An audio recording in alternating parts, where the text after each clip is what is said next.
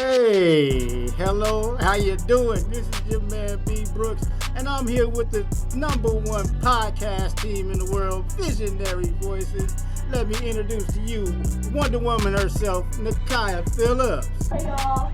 My main man, Mr. Batman himself, Mr. Kenyon Bat. Sure.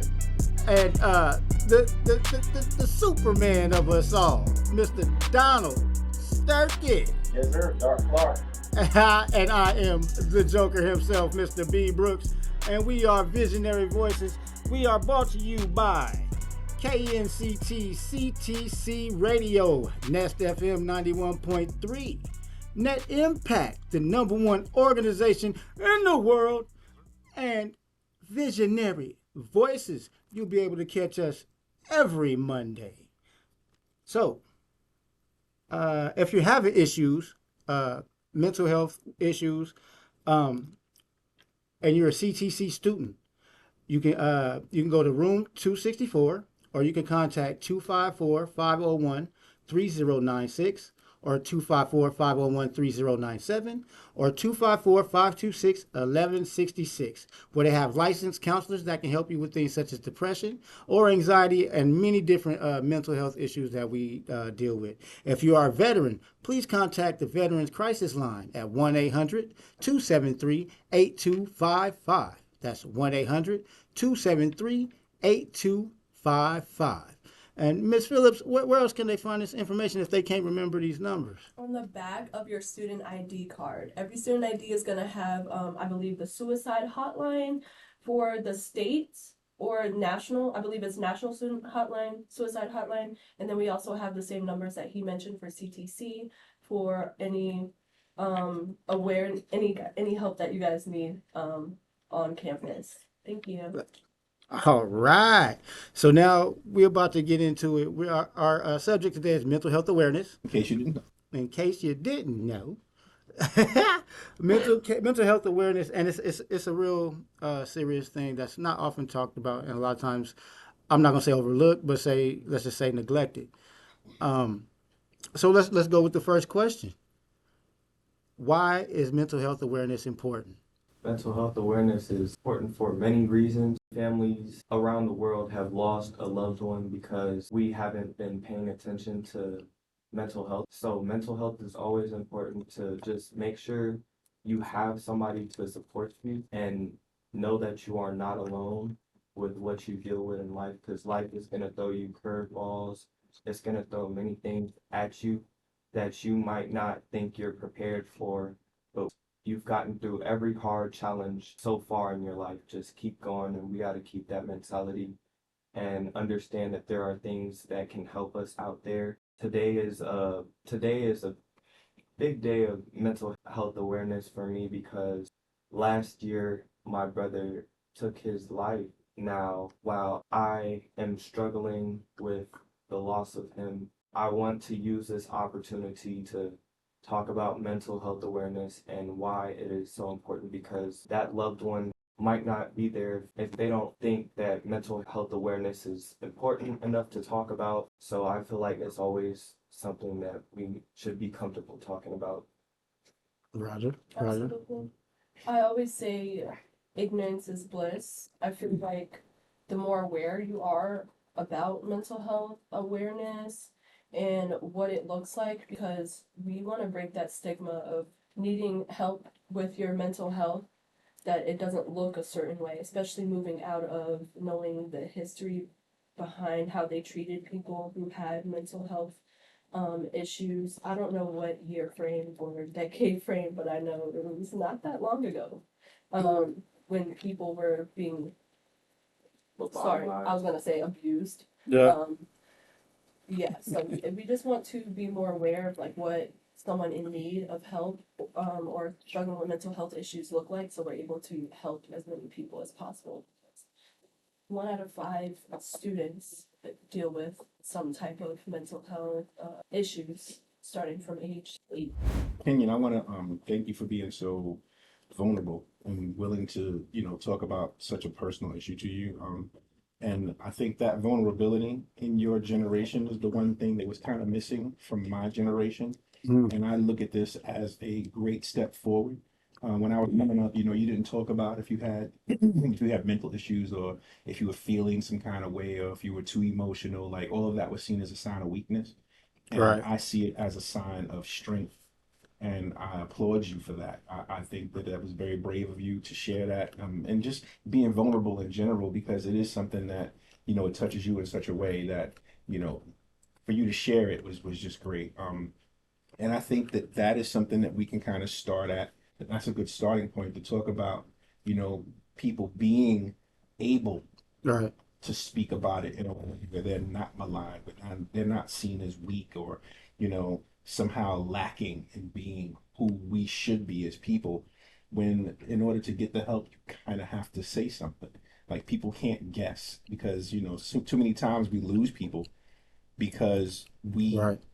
we don't know because they're not talking about it. They're not saying it. And, we can't be mind readers all the time. And then when we do lose them, especially in a way when, if it's something self-harm, um, it becomes like this really, it's like a sudden situation. Mm. And, unfortunately, none of these situations are sudden.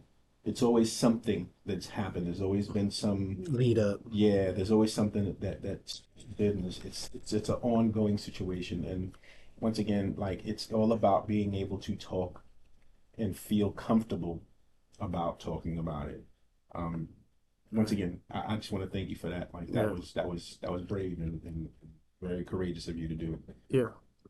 Yeah. Because like you said, our generation, whatever, you didn't talk about it, and I had a similar. I understand what you going through because I went through the same thing last year when I lost my mother. You know what I mean? That was it. I didn't know how to handle it. It was like I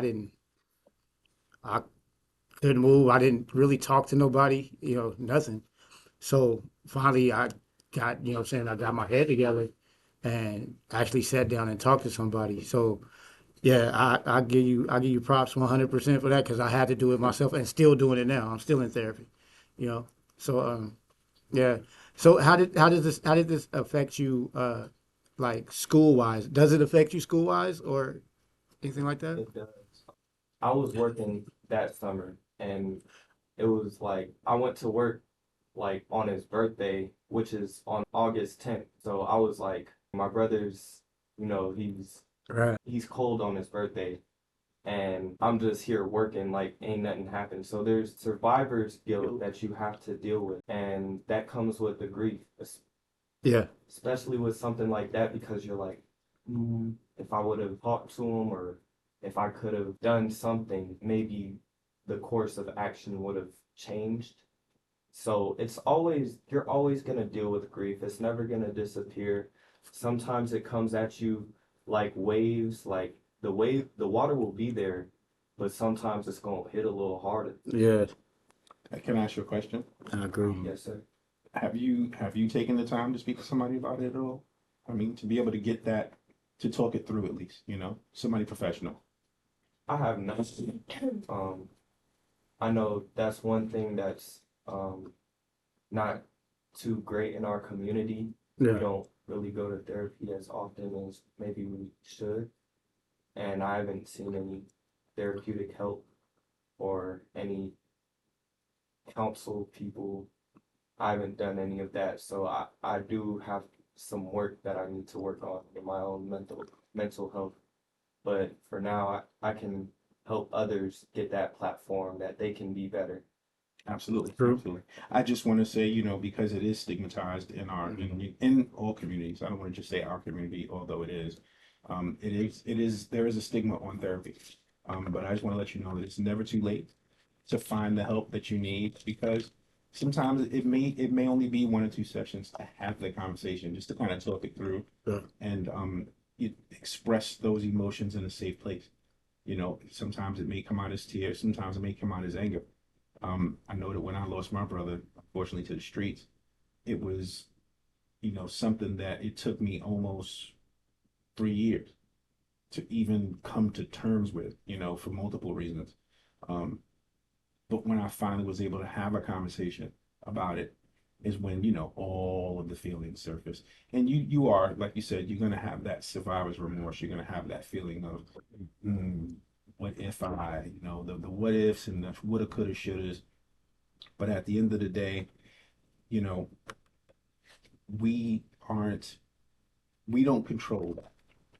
If the one thing that we can control in our life is ourselves, and we have to control us thinking that we could have possibly changed the time, you know? Um, it's just, it's a rough place to be. It's a rough place to be. And my heart goes out to you for that. But I definitely think that, at some point, whenever you find the time, even if it's right here on campus, because the people that are here, they're actually really good. Um, it's important. It's important, and I think in a lot of ways it may free you up of a lot of these feelings of guilt and remorse that you're having, because it's ultimately not your fault. Right. It things happen. Life is always happening around us, and the whole thing is to let life happen around you, for you, but not to you. Mm. Yeah. I've also been fortunate to have a good supporting cast around me. With my sisters, they've done amazing. I helped them, they helped me. My mother, me and her have grown an exponential bond from where we were. So there's a lot of things that come with it, and I feel like there was out of brain. Out of It's all right, bro. Take your time. I have Take your plenty time. of those. All right. I am a brain fart. Right. No, I mean, but no, I understand. But Everything. I was fortunate enough to have even Dalen. Like Dalen Mhm. has helped a lot in this process. He's been somebody that I've talked to about that, and I've just been very fortunate to have good people around me that love me. You know what I'm saying? Yeah. Support is good. Yeah, that Support is really good. counts. It really counts, What do you especially think, Kai? with mental health. As we keep going, let me help you understand this is for educational edutainment purposes. All right. Uh, Once again, we want to give a shout out to KNCT at CTC. All right. Definitely, definitely. And I just would like to say that during the month of September, on September 18th, specifically on September 18th, specifically here on CTC campus in Anderson Hall, from 10:30 to 1:30, we will have our suicide awareness event happening from that impact. And feel free to come through and learn some things, or maybe get some information to further bring light to some mental health issues that are arising and happening. Um, Remember that you're never alone.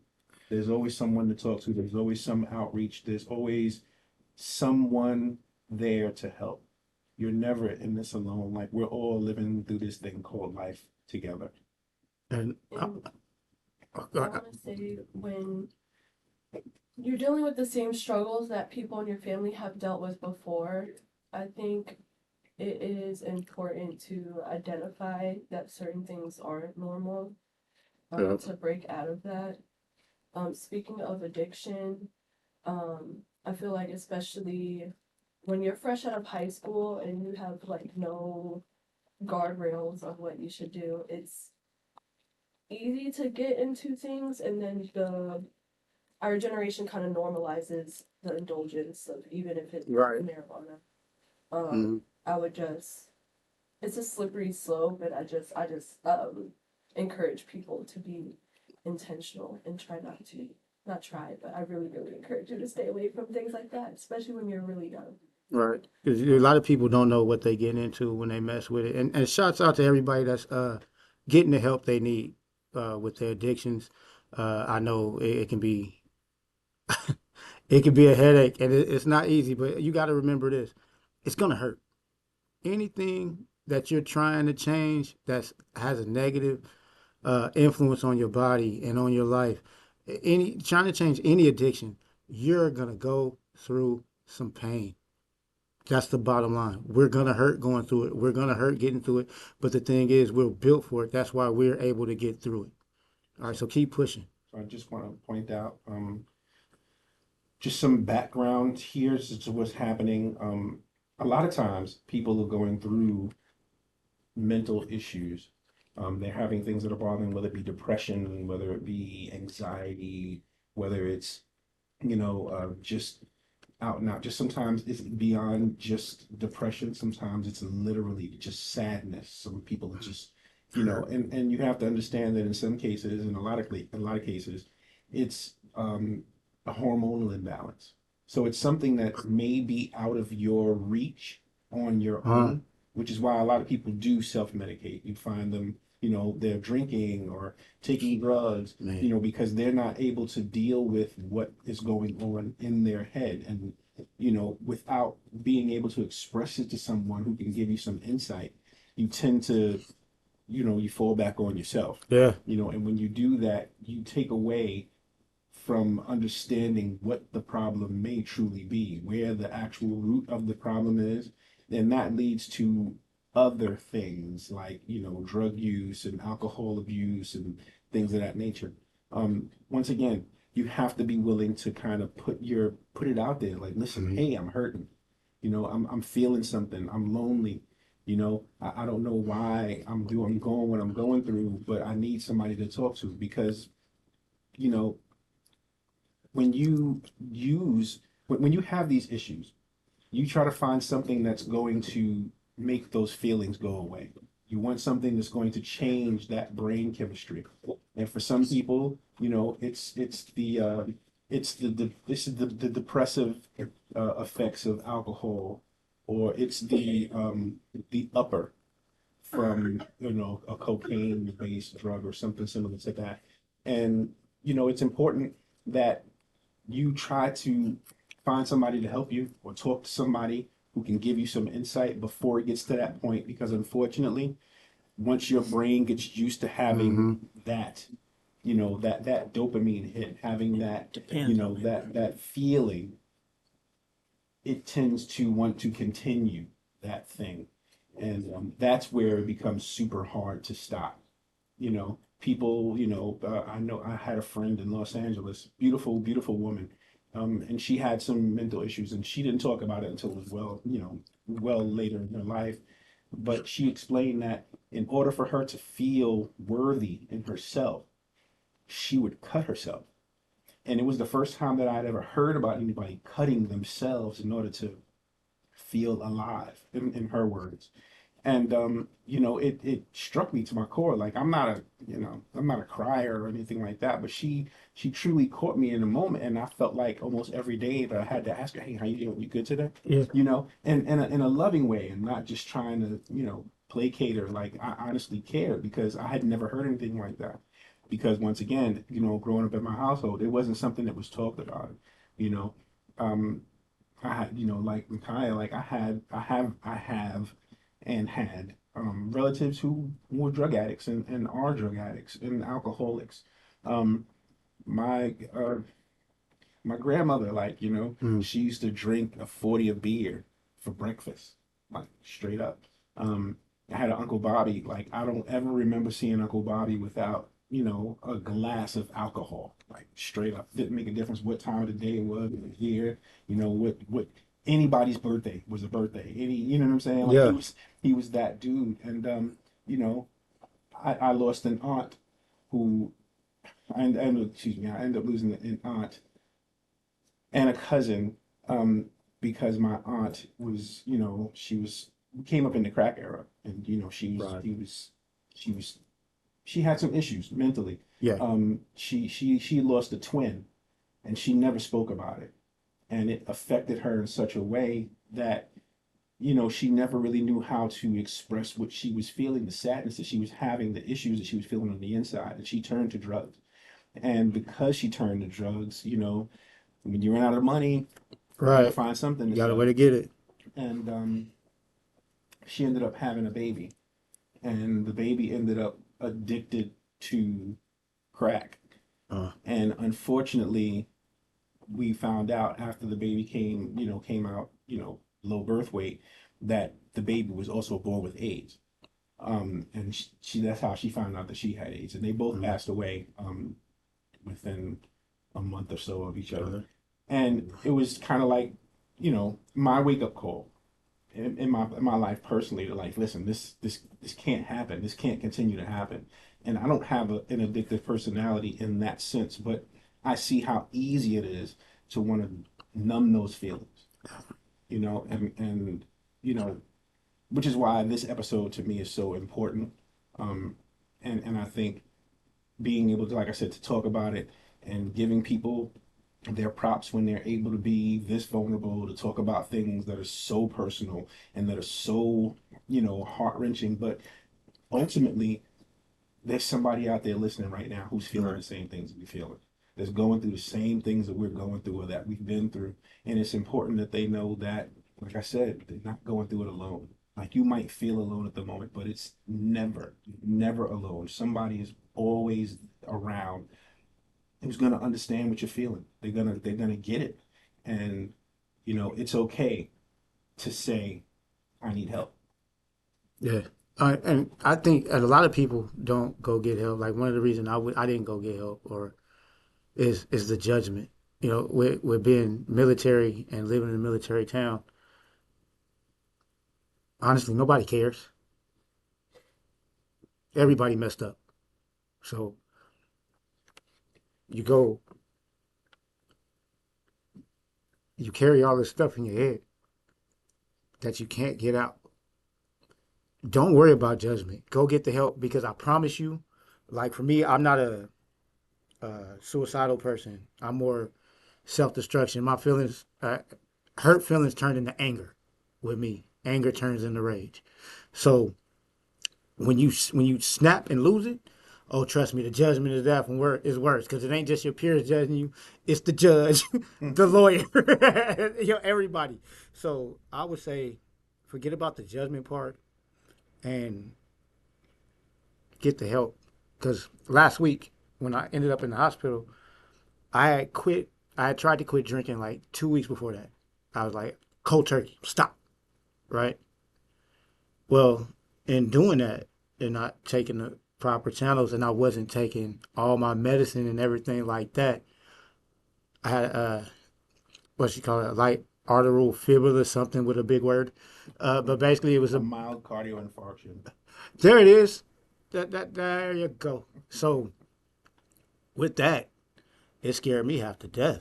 So I dropped everything, every plan I had, everything else, dropped it all, and got back enrolled in. At first, I was just in the anger management part. So now I enrolled in grief therapy. I enrolled in the AA program. I enrolled in all that because at the end of the day, it don't matter what nobody else think or any judgment they put because it's you at the end of the day that got to deal with yourself and your family has to deal with you too. Can you imagine being that angry where you're looking for the answers to your questions at the bottom of a bottle? You never find them. So you isolate yourself from everybody. That affects a lot. Yeah, it's that withdrawal. Yeah. Yeah, it's You that know, pulling away from everybody. so yeah, we just back Brother, up. brother, brother, thank you for listen. Y'all don't even understand like how important this is right now. Like for those who don't know, like this hits everybody. Like it affects everybody. And I want to thank you for sharing what you went through and what you still going through. Because without having people to care, that can I mean, even if you know your family's there for you, Yeah. sometimes it helps to know that other people are paying attention. Like you Right. said, somebody cares. Yeah, Somebody somebody gives a gets it. dang. Somebody is actually, like you said, yeah, somebody's actually listening to you and they get it.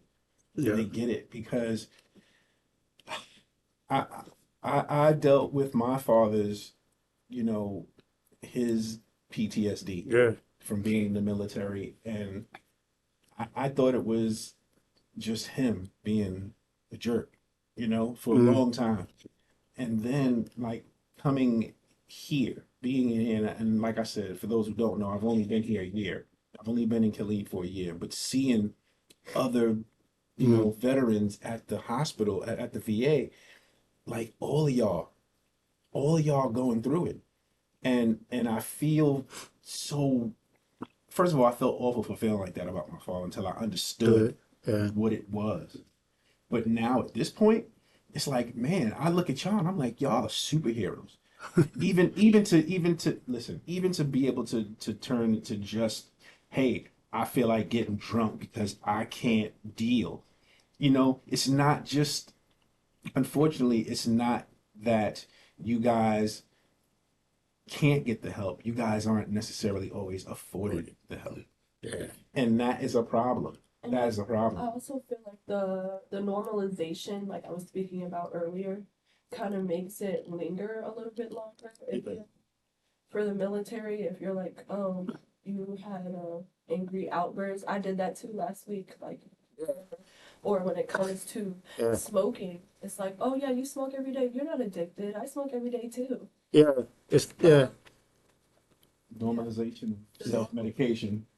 Yeah. And like especially with being military, because you hear it a lot. Oh, you volunteer for that.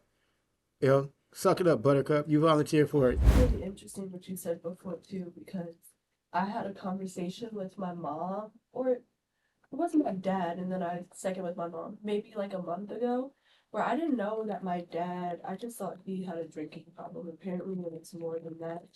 I had no idea. That's why my parents split. My dad actually went away to jail because he had an angry outburst while he was on drugs.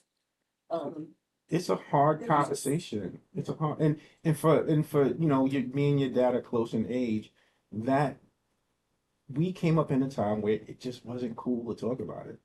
Like it wasn't okay to say that you had a problem. Like it's get over it. You a man. You better pull yourself up, go sit in the corner and do what you got to do. You better get to work.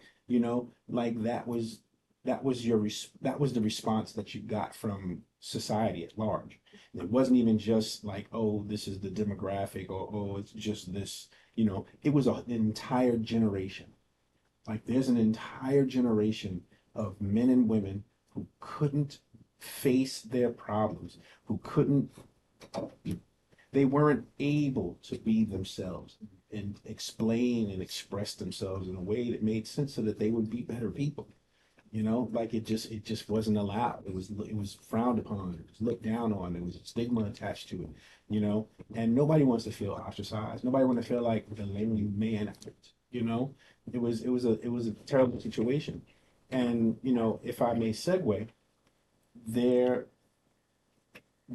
there was a full movement when I was coming up in the 70s and the 80s, where certain presidents decided that it wasn't important to have mental health facilities any longer, and that mental health wasn't an important thing in our society. And they literally closed hundreds and hundreds of facilities across the country, Yeah. and basically had people who really had issues, who really had mental problems and really needed some help and really needed drugs, prescribed Hyped. drugs in order to help themselves. And they put them on the street, and they Hmm. just didn't care. And it was like, oh well, we're not paying for it. And there was a whole generation of people who had mental issues, but who were making money, was like, yeah, that's what it is. I'm cool with that. Put them on the street. That was the era of greed. 70s and the 80s. It was a terrible time. Oh yeah. That's another issue I wanted to touch on. Men account for nearly 80% of all suicide deaths. That's a big number. Yeah. That's a big number. And I think a part of it is because we struggle in silence. Like we Hmm. want to carry all this pain and we don't want help. Right. We don't look for help.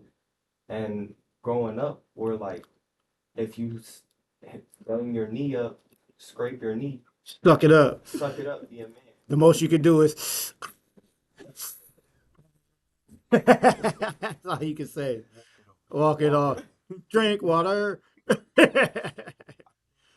I feel like men feel the need to isolate themselves from these these mental issues and not acknowledge it like they should, because if you don't know where to turn, then there can be a lot of problems that ensue after that.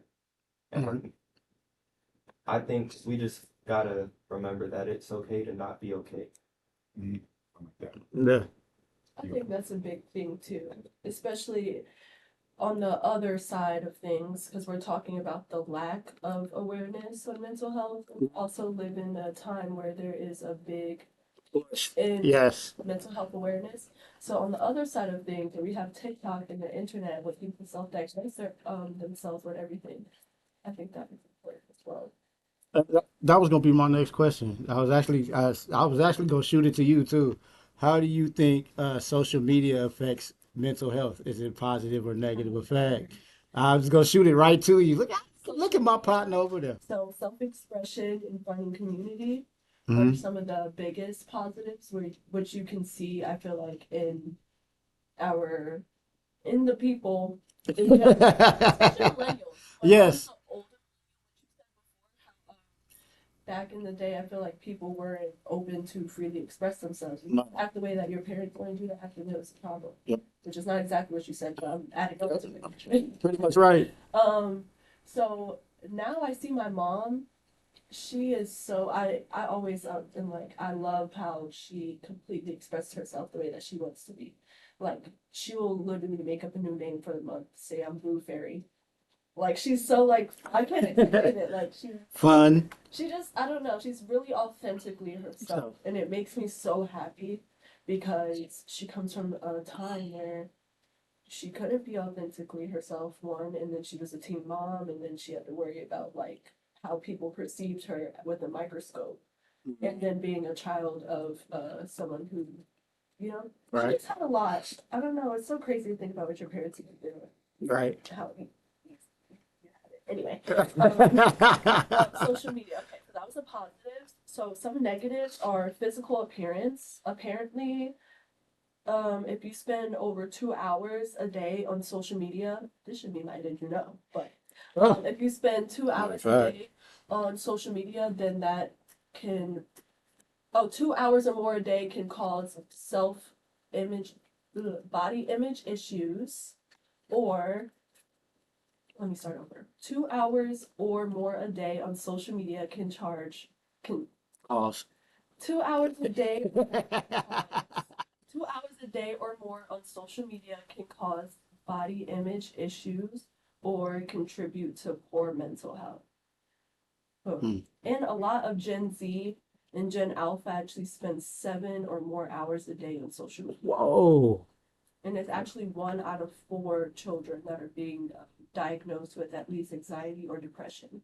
And I believe it's a direct correlation to how we socialize, which is through social media. We have things like FOMO, fear of missing out.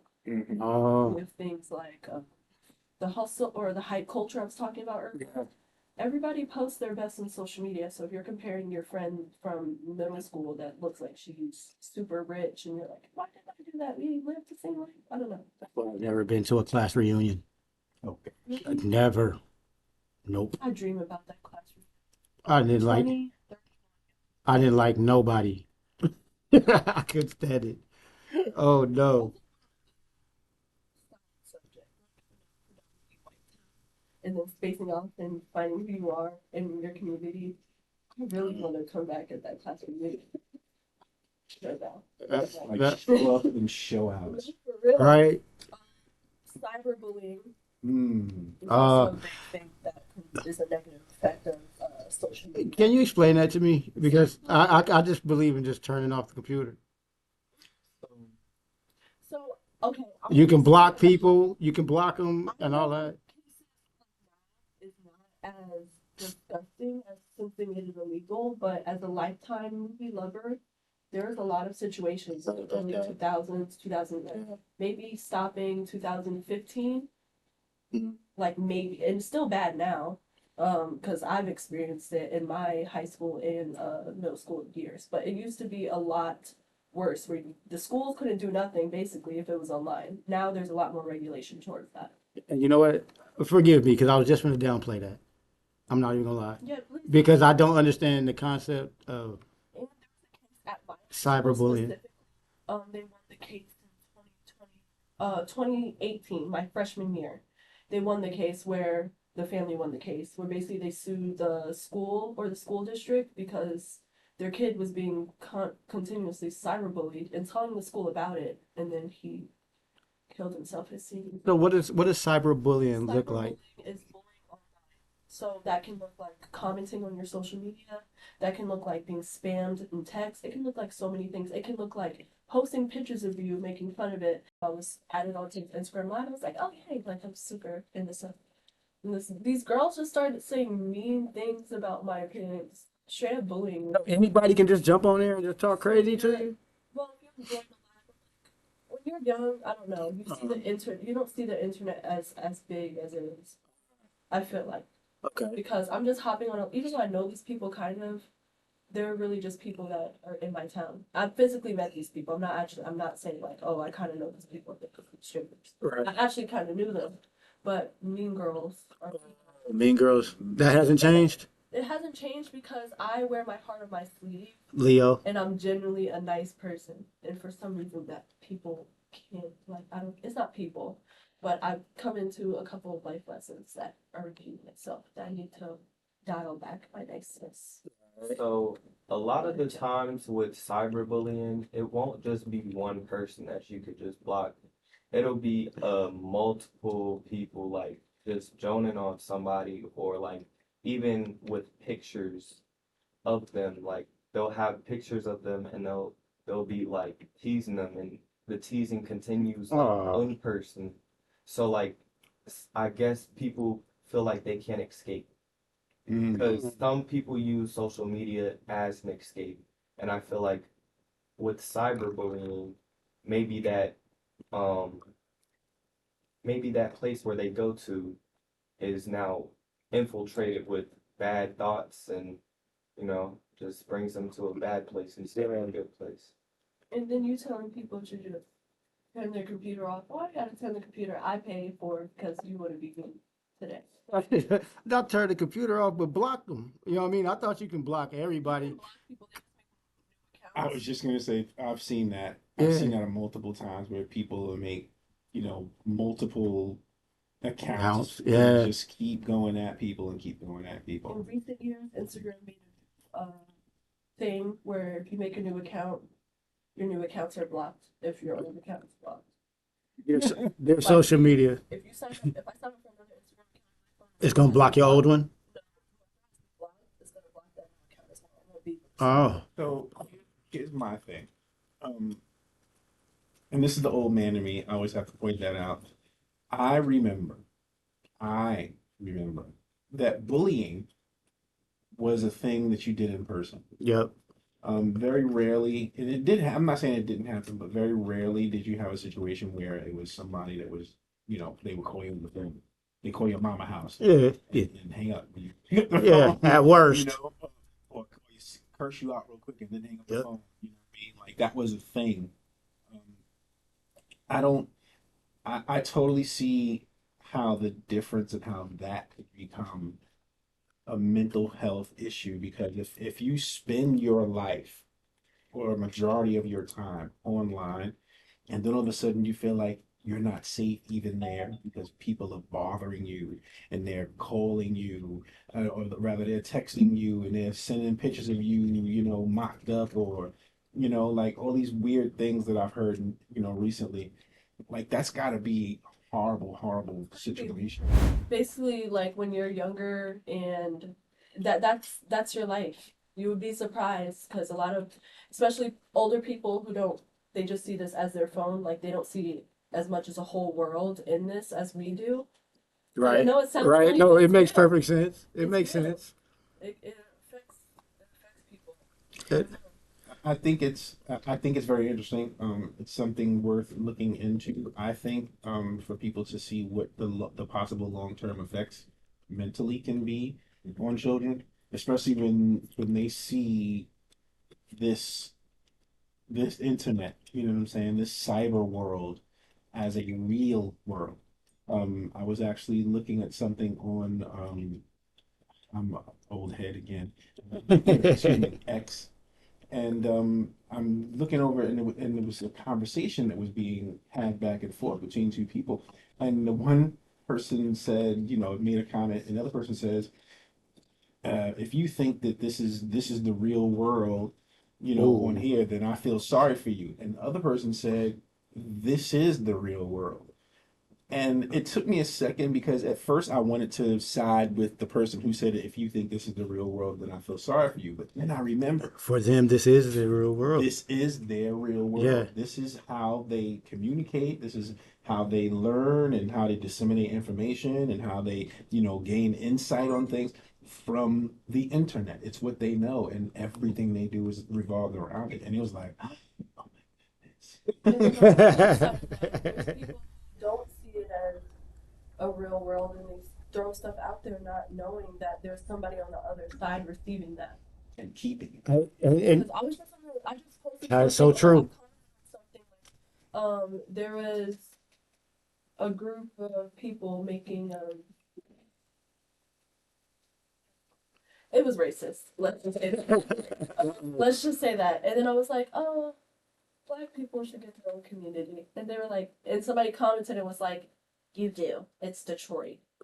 I Ooh. was like, What? Well, but if you respond to the, like, at least they didn't say just, Compton. No, they literally just see a name and they're like, oh, this person maybe is. It's first in black, so I can make them mad. And they see us as robots. They don't see like, oh, I'm an actual person that now I'm sitting here thinking like, I want to respond, but I know you're bigoted, so I'm just not going to. I don't know. Yeah, those type of people will never hear, or they might even know the truth, but they'll never acknowledge it. And they have back to mental health. If I you're was- just going on social media Yeah. to spew out things, I feel like we need to check up on that. Are you putting certain laws in place? I was just getting ready to say, not really. Right now, the internet is still the wild, wild west. Okay. Like it's still almost anything goes. Like it's a lot that goes into having to, find somebody and track them down, and then find a charge to charge them with. Cyberbullying is a thing, but it's a misdemeanor. It's not Uh. even. It's not even like a real charge. I think apparently it's like flowers and onions. That is. I would definitely bully them right back. Yeah. I definitely. Oh, I'm from the '80s. I'm made for it. Yeah, we got time. We some people called it playing the dozen. Some people called it ranking. Whatever. I'm with all the smoke. I'm only 5'6". I'm short. I got all the smoke. I will say this. Once again, my understanding of the internet is still growing because I grew up with the introduction of the internet. So when I hear about bullying, admittedly, in the beginning, I was like, wow, how are you bullied? And how is that affecting you so much where you feel like you have to unalive yourself? How is it affecting you so much where you feel like you turn to drugs and alcohol because of something that somebody online said to you? And it was because, once again, my perception of what it was evolving into what it currently is. I now have a greater understanding and respect for both what the internet is and what it means to others, not just myself. Because for me, listen, another moment of honesty. I was on the football team. I was on the track team. I played basketball. Oh no. I was from the hood. Yes, I was a bully at one point. I did the bullying. No. So to me, bullying was an actual physical thing. Like, if I said something about you or about what you was wearing, your tears were flowing that moment right there. That's what I'm looking Yeah. for. I'm looking for the tears in the cafeteria. Over your lunch, over your chicken patty and chocolate milk. I need to see the salt on the bun. Like, I need to see that at that moment. For me, I downplayed for a long time. Anyway. I'm sorry. Your bombastic side eye. You are being judged at this moment. I want you to know that. Yeah, she literally disliked you for about 13 seconds. That was, to me, that was bullying. And unfortunately, or fortunately, I guess, when you go through something like that, there's one or two ways that that ends up. Either you get over it super fast because now the moment of embarrassment is over, like it's happened. I'm not going to continue to do it, or it turns into something else. In which Yeah. case, well, that could happen every day after school for the next month. You know It what I'm would, yeah. saying? But either way, like I get it when, like you said, you can't escape the thing that's in your pocket. And your notifications are going off, and you don't know All what it right. is until you Look look, at and you're it. like, oh, it's this And person. then I think that also distorts people's perception of who they actually are. Like they hear this so much, they get name called. Yes, I Now am they believe stupid. it. I Clock that. gen I Oh yeah. gen That's how you had do it. to in middle school. I remember looking up YouTube videos of like how to think of myself different Oh because no. other people. I felt like I was so. I think I don't know if it's a generation thing, As a Leo, but I Affirmation. was so like obsessed with people what they thought about me. that's dangerous. I can feel It that. was so bad. It was so bad. And even now, I feel like a lot of my social anxiety stems from just me simply wanting to. Because now I know what people think about me. I know they hold me on a pedestal. So now my anxiety is like, oh, I gotta follow up to that. We're no longer calling her Wonder Woman. All right, we can't call her that anymore. Um, I think that's interesting. I do. I think that's interesting. It's like to think that your entire self-worth is based on, the perception online from online interactions. Um, it can definitely mess with your head. I can see how that is a direct tie-in to having a mental health issue and having it turn into a really bad one.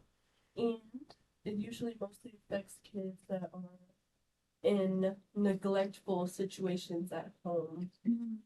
I can relate Yeah. to that. Like I had parents that were like, if you got an iPad and a TV in your room, what you need to sit in my face for? You know what I Right. mean? Then you grow up and okay, that's kind of a little neglectful. But then you wonder why. Then I'm taking this all in right now. I didn't even y'all brought me to a flashback to like, oh, I really had to learn to love myself. That's crazy. Um, but because I feel like maybe I wasn't poured into as much as I should have been. So I looked for other people for validation. I know that That's feeling. psychology. No, I know that feeling. So I feel like maybe that's what it is, but I'll never know. Back to therapy. 'Cause I come from a family full of women, so I definitely taught to try to seek validation because nothing against women. I love y'all dearly. Don't know what I'd do without you, but you know what I'm saying? Women have a way of making you feel like, hey, you need to step up here, or you're not doing enough there. Someone told me I had cake. I was insecure for at least 6 months. I wouldn't show my age. Who are these people y'all meeting? Bring them to me. He was my first boyfriend. Oh, that's even worse. Come on. Oh man, Come on, we fellas. don't We we gotta don't do better than that. Bruno, we ain't liking you right now, bro. In middle school, especially, I feel that I was generally bullied, but it was always by a guy that I went into a Because they like you. predominantly white school, so you couldn't date the black girl. Oh, that's probably even worse. You know, so They like you. let me just date her as a joke. I dated a guy for a joke as a joke. Apparently, he earned $10 for it. Apparently, he didn't tell me till 2 weeks after. Who paid for it? That's what I'm thinking it's a lie. He just wanted to be with I me. want to be the person paying for it. I was always the ugly black friend, and that was fine. Like it helped me understand that I had other talents. Right. I didn't hold on to it as long as I thought that I would hold on to it. Like I learned to embrace my ugliness. Like I said, I'm just No, I'm you just know. saying it helped me develop other aspects of my personality. You know what I'm saying? That's what it helped develop. It helped me develop other aspects of my personality. And although I did deal with some form of, issues, mental health issues behind it, Eventually I was able to kind of work through it. There are some things I'm still working through in therapy. I ain't gonna lie to you. Like certain things still linger in the back of my head when I was in like, you know, seventh grade. You know what I'm saying? Like things just they stay with you. Certain things people say or Yeah. do, they do. They definitely stick with you. I was bullied from another guy. His name was Jamil. Oh my God. Literally be like, hey, Dracula. And then do it every time he saw me. Wait, how's Drac? I thought I was, like, when I tell y'all, I relate to that because I thought I was ugly AF. Like, I was literally always bullied by guys. Hold And on a then the second. friends If you that I don't had bully, that at were least it friends makes sense. dating some of these guys, they were still mean to me and they still didn't stand up for me. Hold on a second. Hold on a second. Can Yes, sir. have you had a lot of male friends who make fun of women like that? Nope. Okay, Yeah. okay, Okay. okay, okay. Because I was gonna say like I didn't have Yeah, because they going to get bullied. yeah like I didn't have They any gonna guy get friends bullied. that was even when we were younger. Oh, you soft. Not Yeah, we get on them next. Oh, we call them soft. yeah Yeah, you we know make like we make fun of them. maybe one or two people I knew who like would pick on a girl. See something. But like it's And that's because they playful. actually, yeah, because they it's liked not them. like You can't mean like you can't mean that. No.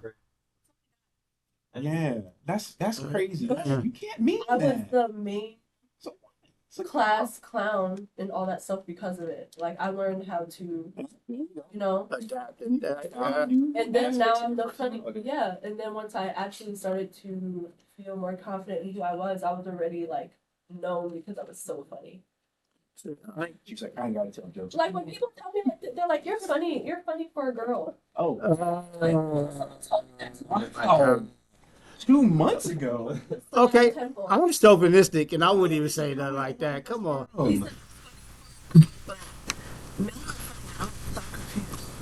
Okay, she said that. She just did that.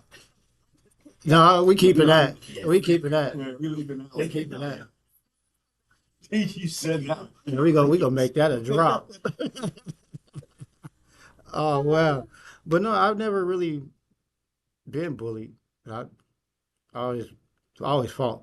I wasn't taking that. I I was got lazy mean. eyes, so like people would be like, "Are you looking at me or are you looking at them?" So Instant fight. I would be, I would be scared to look somebody in the eyes, you know, and that's an essential part. It makes you insecure. So how does mental health affect education? Good mental health directly affects academic success, or failure. So, reduced concentration can happen when you have bad mental health. Just simply when you have anxiety or depression, you just can't focus. That can lead to lower grades. And also, is you have difficulty building relationships or socializing, which is a big part of college. I think me coming into net impact, and honestly, I have a lot of anxiety. But they came into my class, and then I had people like Dalen that was constantly like, you know, pulling me into situations like this. Shouts out to Dalen Che, aka Professor X. You know what I mean? That's my man right there. He drove to my job to get me an application. My man. My man. The founder, The one. the It's godfather, as he would say. If you are getting immersed into college because of mental health, places like Net Impact really help you because we are really a big family here and people see things in you that you may not see in yourself. Yes. And they put you in good situations to, like, even why I'm here right now, I'm sure you're the same. Yes. So like last year, like the fall semester of last year, where all that grief was heavy on me. I was working, I was going to school, and all that stuff. I was just not able to do what I needed to, and my grades were suffering because of it. Luckily, I had some great professors. They understood and they helped me out a little bit, but um I was going through it and I couldn't focus. Like when I was on a paper, I would just think about my brother and I just couldn't get on task. And I already have ADHD, so that's already something that's kind of hard for me to Mhm. do. But when the pain was is on my chest, I'm like,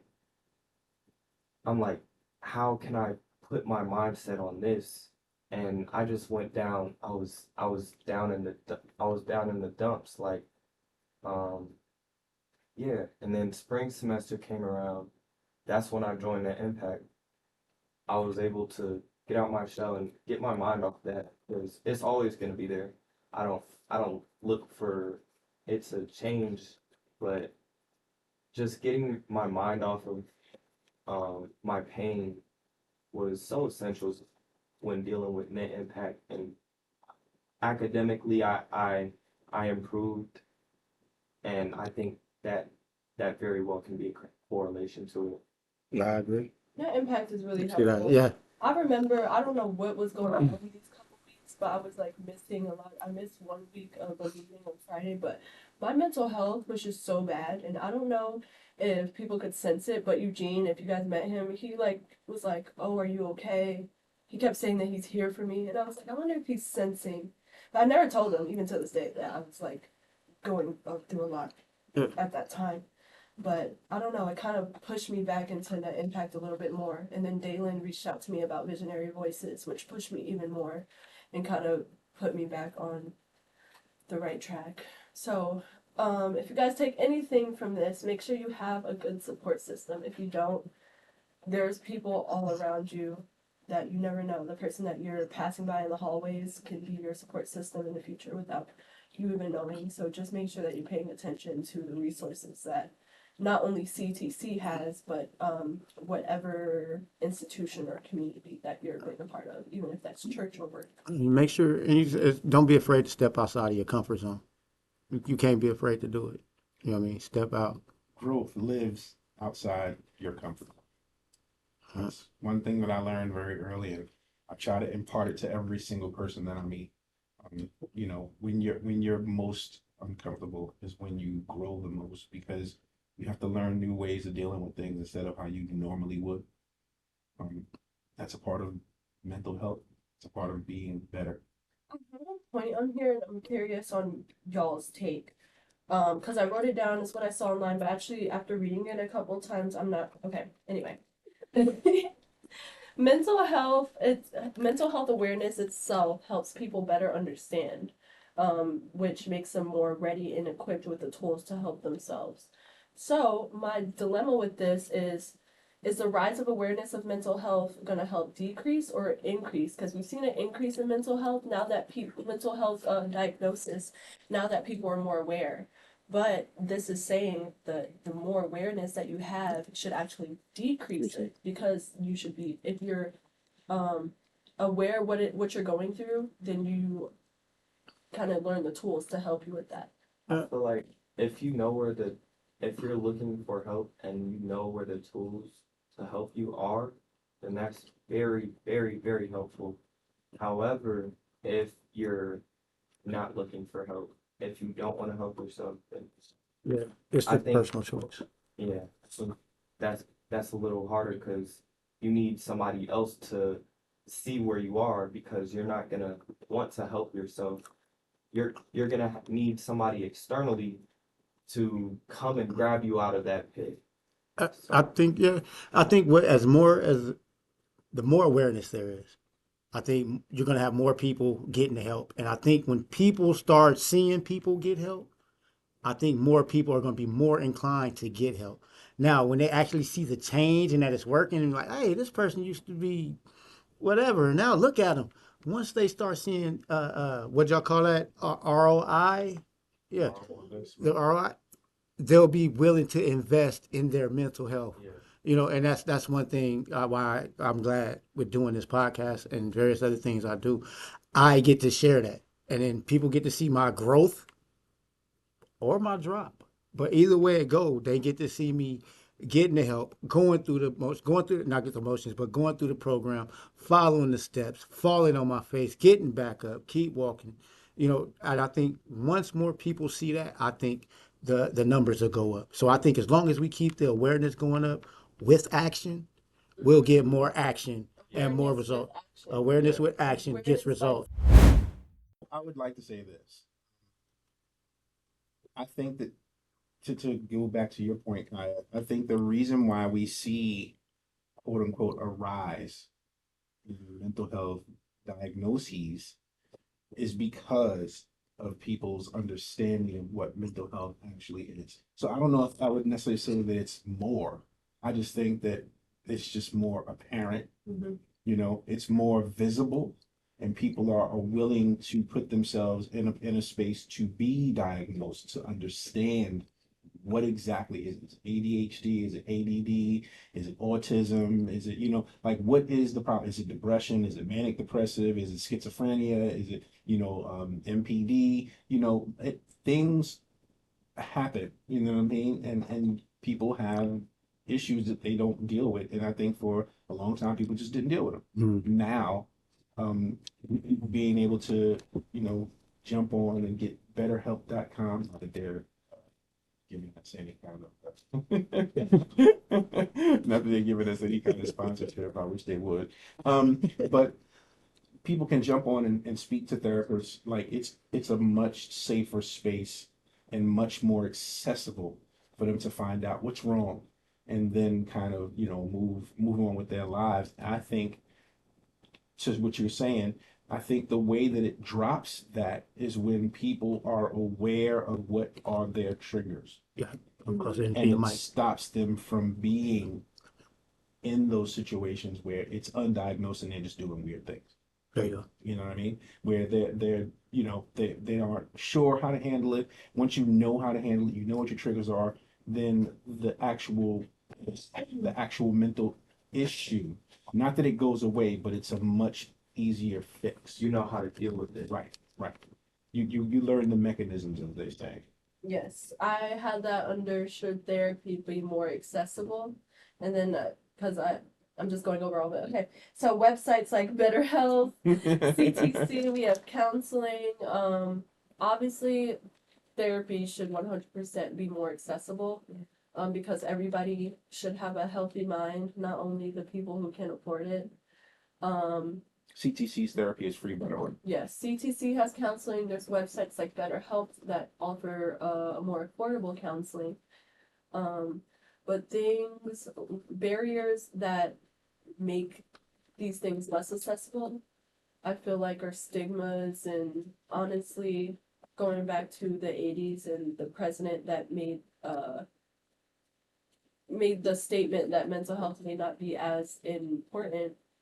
I feel like that has those little things, not little, but they affect us now in 2025, where we see people that's like, oh, this isn't a serious issue. And now knowing how Texas is set up government wise, it sets people to think like, oh, we don't need this money from the government or this money from whatever to help, to fund mental health, basically.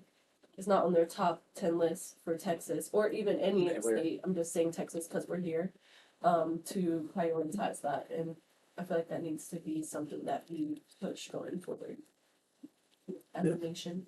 That's one thing I like about being prior military is like now it's like a real big push for them to put money into the VA to help deal with mental issues as well as health issues. So that's it's gonna get. I feel it's gonna get better. I'm more worried about the private sector though because you're like you said they're not making it top of the thing list on their priority. And I think the only people that can change that though is actually us. We have to make enough of us think about it. Well, not us, them, because we old. Oh yeah, that's right. Ball, yeah. Y'all, y'all got it. Generation. Y'all got it. Take it. Take the scepter of greatness. Run up that. So, I got one more question for you. One more. As far as like mental health goes, right? Where do you think one should start dealing with the issue? Should one start at the last thing that bugged them, or should one start with the childhood trauma? Childhood trauma. Long story short. Your Huh. shadow self is sometimes your younger self, or just the person that you buried after you had a traumatic experience, which can trigger little things in the future. Wow. So that's going to help you more at a more fast rate than just solving the small issues right now. You said that shadow what? Shadow work. Shadow work. Yeah, I was Did gonna say that 2020. there is no There's no stop, time yeah. frame. Yeah, there's no time frame on it. There are lots of things that we do in the dark that never come to light, even though people say that they do. Um, you have to be very strong in order to face that person that you're trying to hide Yeah. from, trying to, push that terrible moment or, that traumatic issue or, whatever that thing may be. Like you attach yourself to that and you put a face to it. You know what I mean? And you take it and you hide it and you bury it, but it's Mhm. always there. You And can hear it, you just can't see it. I mean, listen, it talks to you because it holds you back in essence. It stops you from doing things that you normally would do because you automatically think about that traumatic moment. You think about that issue. You think about how you felt in that moment, and it essentially stops you dead in your tracks. But you still won't face it. It's always behind you. You understand? Yeah. So that's the beauty of. I love that she brought it up. There's shadow work, but it's something that I think all of us have to deal with at some point. Like, I feel like if your body is your house, right? Let's say you're you're a hoarder. Let's say your body's your house. You got all this stuff in there. The shadow work or your shadow self is going to be the furniture in there. It's going to be the hardest to get out, but it's going to help you have the cleanest space once you take it out. You could take out the little bit of garbage, But you still got that and it's going to make a difference, but you need to get rid of the big stuff. stuff. so you get rid of that. Who? What? So you get rid of that filthy mattress. Right. Yeah. Like that's straight off the dome. That was off the dome. Freestyle. Remix. Remix. Oh, this was it. This Kenyon, anything on this? is an amazing topic. I think shadow work is important because it allows you to understand yourself better and why you do what you do, like what triggers like a certain action. Yeah, I think shadow work is important. I got a shadow work journal. I haven't filled it out yet, but I'm going to get to it. Hey, we haven't got to that part in therapy yet. I cannot wait.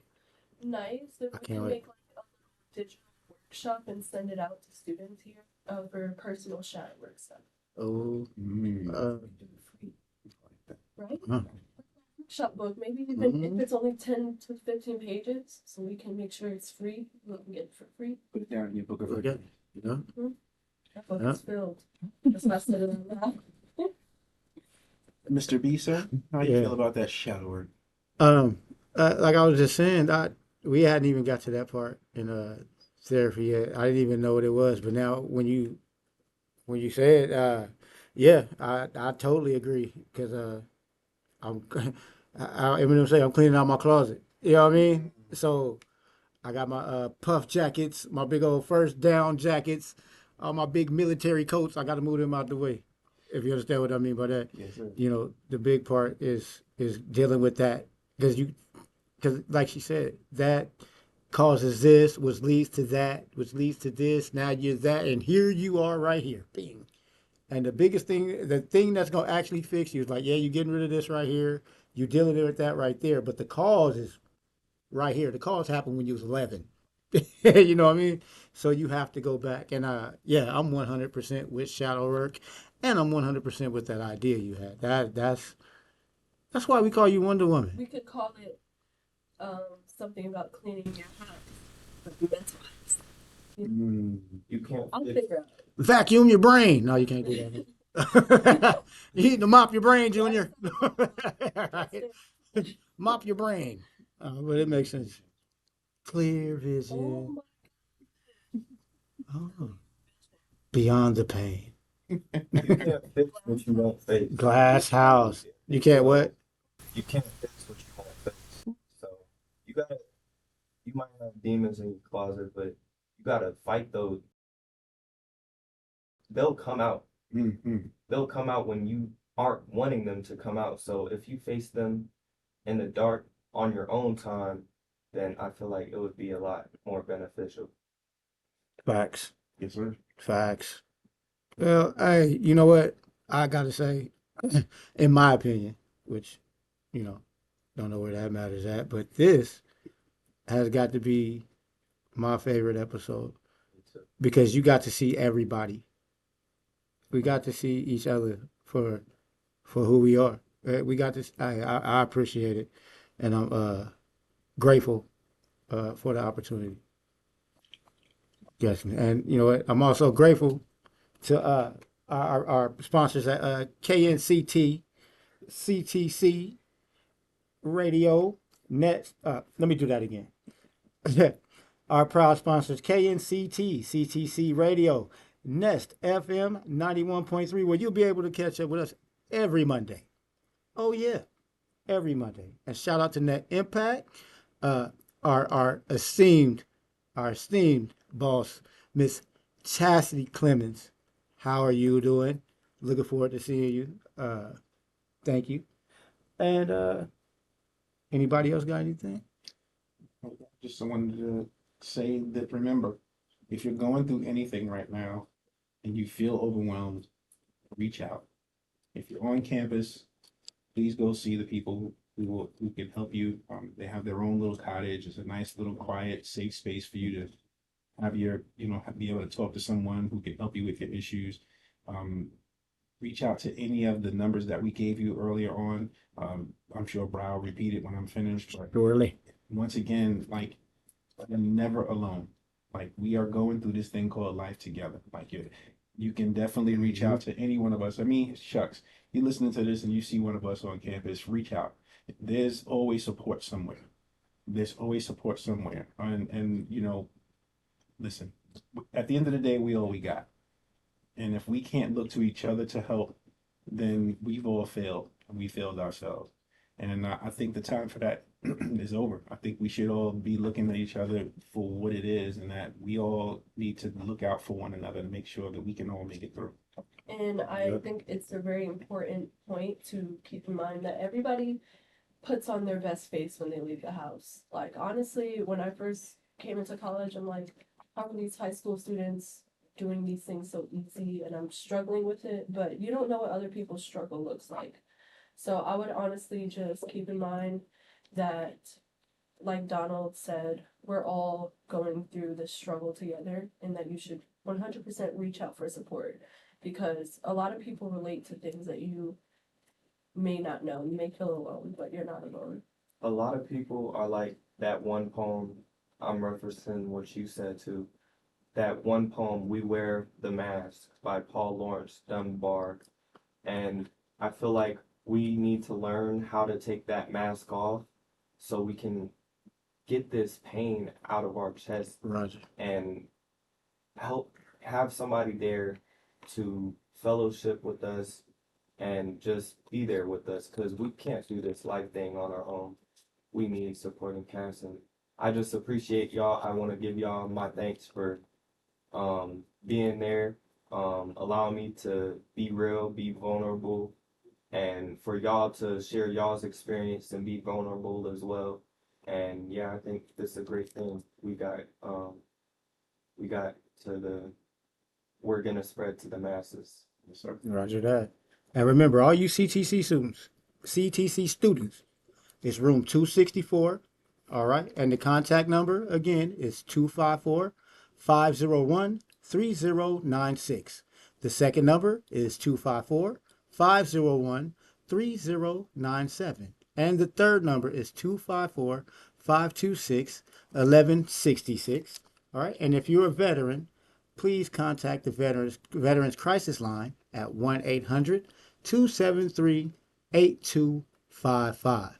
I'd like to thank the best podcast team in the world. All right, my colleagues right here at Visionary Voices. I'd like to thank y'all.